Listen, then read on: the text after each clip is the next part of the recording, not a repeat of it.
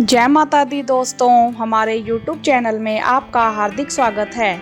सबसे पहले अगर आपने हमारे YouTube चैनल को सब्सक्राइब नहीं किया है तो प्लीज़ इसे सब्सक्राइब कर लें, जिससे धर्म और अध्यात्म से जुड़ी जानकारी आपको रोजाना मिलती रहेगी।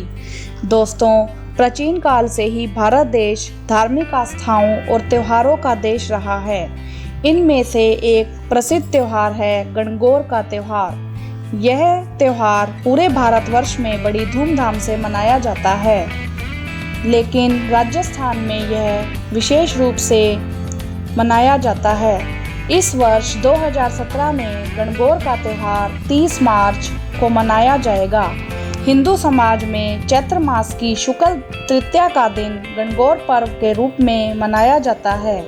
इस दिन कुंवारी लड़कियां और विवाहित महिलाएं भगवान शिवजी के रूप ईश्वर जी और पार्वती जी के रूप में गौरी माँ का पूजन करती हैं। इस पर्व में कुंवारी लड़कियां भगवान शिवजी और माता पार्वती से मनपसंद वर पाने की कामना करती हैं। विवाहित महिलाएं गणगौर पूजन और व्रत कर अपने पति की दीर्घायु की कामना करती हैं। होलिका दहन के दूसरे दिन चैत्र कृष्ण प्रतिपदा से चैत्र शुक्ल तृतीया तक गणगौर का त्यौहार चलता है। यह माना जाता है कि माता अब होली के दूसरे दिन अपने पीहर आती हैं और शुक्ल पक्ष की दूज को भगवान शिव उन्हें वापस लेने आते हैं। चैत्र शुक्ल तृतीया को उनकी विदाई बड़े धूमधाम से की जाती है। इस दिन सुहागनें नाच गाकर पूजा पाठ कर हर्षोल्लास से यह त्यौहार मनाती हैं। यह पर्व चैत्र शुक्ल तृतीया को मनाया जाता है। इसे गौरी तृतीया भी कहा जाता है। होली के दूसरे दिन चैत्र कृष्ण प्रतिपदा से जो कुंवारी और सुहागिनें प्रतिदिन गणगौर पूजा करती हैं, चैत्र शुक्ल द्वितीया के दिन किसी तालाब या नदी या सरोवर पर जाकर अपनी पूजी हुई गणगौरों को पानी पिलाती हैं और दूसरे दिन सायंकाल के समय उनका विसर्जन किया जाता है। यह व्रत विवाहितों के लिए पति का अनुराग उत्पन्न करने वाला और कुंवारियों को उत्तम पति देने वाला है। इससे सुहागिनों का सुहाग अखंड रहता है। गणगौर पूजा क्यों की जाती है? नवरात्र के तीसरे दिन गणगौर माँ पार्वती जी की पूजा की जाती है। प्राचीन समय में माता पार्वती जी ने भगवान शंकर को पति रूप में प्राप्त करने के लिए व्रत और तपस्या की। भगवान शंकर जी ने प्रसन्न होकर वरदान मांगने को कहा। माँ पार्वती जी ने उन्हें ही वर रूप में पाने की अभिलाषा की। माँ पार्वती जी की मनोकामना पूरी हुई और भगवान शिवजी से उनका विवाह हो गया। तभी से कुंवारी लड़कियां इच्छित वर पाने के लिए गणगौर की पूजा करती हैं। सुहागिन स्त्री अपने पति की लंबी आयु के लिए पूजा करती हैं। गणगौर पूजा चैत्र मास के कृष्ण पक्ष की तृतीया तिथि से आरंभ की जाती है। 16 दिन तक सुबह जल्दी उठकर बगीचे में जाती हैं, धूप व फूल चुनकर घर लाती हैं और उस धूप से दूध की छींटें मिट्टी की बनी हुई गणगौर माता को देती हैं। थाली में दही, पानी, सुपारी और चांदी का छल्ला आदि सामग्री से गणगौर माता की पूजा की जाती है। 8वें दिन ईश्वर जी अपनी पत्नी के साथ ससुराल आती हैं। उस दिन सभी लड़कियां कुम्हार के यहाँ जाती हैं। वहाँ से मिट्टी के बर्तन और गणगौर की मूर्ति बनाने के लिए मिट्टी लाती हैं। उस मिट्टी से ईश्वर जी, गणगौर माता, मालिन आदि की छोटी छोटी मूर्तियाँ बनाती हैं। जहाँ पूजा की जाती है उस स्थान को गणगौर का मायका और जहाँ विसर्जन किया जाता है वह स्थान ससुराल माना जाता है। कथा। एक बार भगवान शिवजी और माँ पार्वती जी नारद जी के साथ भ्रमण के लिए निकले। चलते चलते वे चैत्र शुक्ल पक्ष की तृतीया के दिन एक गांव में पहुंच गए। उनके आगमन का समाचार सुनते ही गांव की श्रेष्ठ कुलीन स्त्रियां उनके स्वागत के लिए स्वादिष्ट भोजन बनाने लगी। भोजन बनाने में उन्हें देर हो गई, किंतु साधारण कुल की स्त्रियां पहले ही अपनी थालियों में हल्दी और अक्षत लेकर पूजन के लिए वहां पहुंच गई। माँ पार्वती ने उनके पूजा भाव को स्वीकार कर लिया और उन्हें सारा सुहाग रस उन पर छिड़क दिया। उन स्त्रियों को अटल सुहाग प्राप्ति का वरदान मिला। तत्पश्चात उच्च कुल की स्त्रियां अनेक प्रकार के पकवान लेकर गौरी जी और भगवान शंकर जी की पूजा करने पहुंची। उन स्त्रियों को देखकर भगवान शंकर जी ने मां पार्वती से कहा, तुमने सारा सुहाग रस तो साधारण कुल की स्त्रियों को ही दे दिया है, अब इन्हें क्या दोगी? मां पार्वती जी ने उत्तर दिया, भगवान आप चिंतित ना हो, उन स्त्रियों को मैंने केवल ऊपरी पदार्थों से बना रस दिया है, परंतु मैं इन स्त्रियों को अपनी उंगली चीरकर अपने रक्त का सुहाग रस दूंगी। यह सुहाग रस जिसके भाग्य में पड़ेगा वह तन मन से मुझ जैसी सौभाग्यवती हो जाएगी। तब मां पार्वती जी ने अपनी उंगली चीरकर उन पर छिड़क दी। जिस पर जैसा छींटा पड़ा उसने वैसा ही सुहाग पा लिया। तत्पश्चात भगवान शिव जी की आज्ञा से मां पार्वती जी ने नदी के तट पर स्नान किया और बालू की शिव मूर्ति बनाकर पूजन करने लगी। पूजन के बाद बालू के पकवान बनाकर भगवान शिव जी को भोग लगाए। प्रदक्षिणा करके नदी तट की मिट्टी से माथे पर तिलक लगाकर 2 कण बालू का भोग लगाया। इतना सब करते करते माँ को समय लग गया।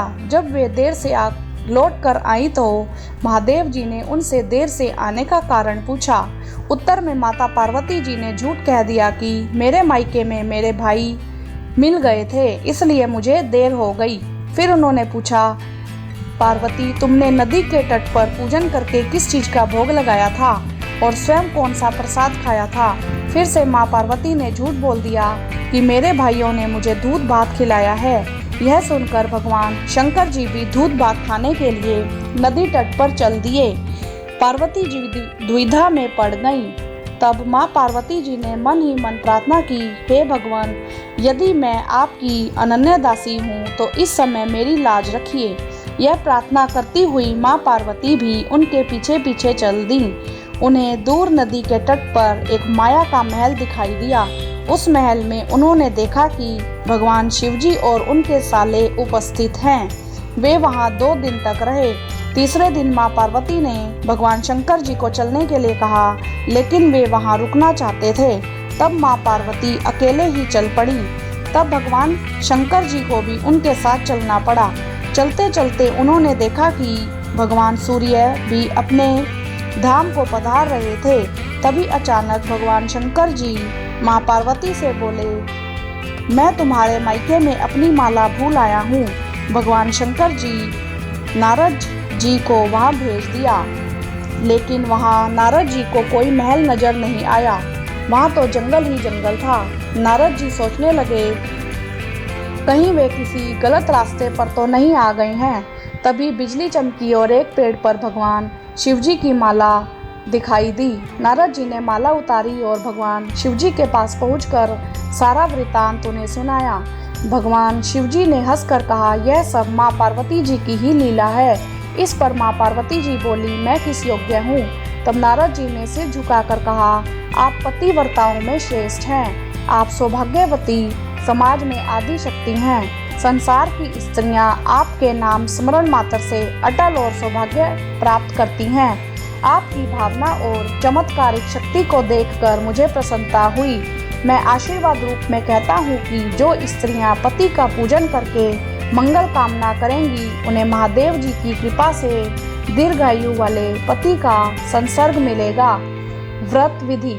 सर्वप्रथम चौकी लगाकर उस पर साथिया बनाकर पूजन किया जाता है।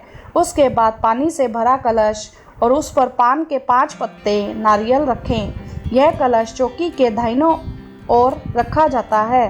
चौकी पर 1.25 रुपया और सुपारी भगवान गणेश जी का स्वरूप मानते हुए रखकर पूजन करते हैं। फिर चौकी पर होली की राख या काली मिट्टी से 16 छोटी छोटी पिंडी बनाकर चौकी पर रखी जाती हैं। उसके बाद पानी से छींटे देकर माँ गौरी जी को कुमकुम, कांच की चूड़ियाँ, सिंदूर, मेहंदी, टीका, बिंदी, काजल, चावल आदि से पूजा की जाती है। कुंवारी कन्या 8-8 और विवाहित 16-16 टिक्की या बिंदी लगाती हैं। यह बिंदी कुमकुम, हल्दी, मेहंदी, काजल की लगाई जाती है।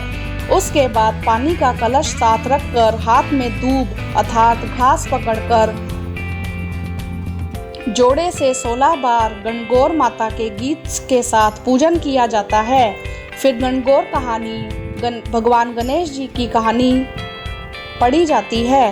फिर पाटे के गीत गाकर उन्हें प्रणाम करके भगवान सूर्य देव नारायण जी को जल चढ़ाकर अर्घ देती हैं। वैसे तो पूजन 16 दिन करते हैं, परंतु शुरू के 7 दिन ऐसे ही पूजन के बाद शीतला अष्टमी के दिन शाम के समय गाजे बाजे के साथ गणगौर भगवान और 2 मिट्टी के कंडे कुम्हार के यहाँ से लाते हैं। फिर इन मिट्टी के कंडों में गेहूं ज्वारे बोए जाते हैं और उनका पूजन किया जाता है। गौरी जी, भगवान शिव ईश्वर जी और माँ पार्वती जी गणगौर माता की पूजा की जाती है।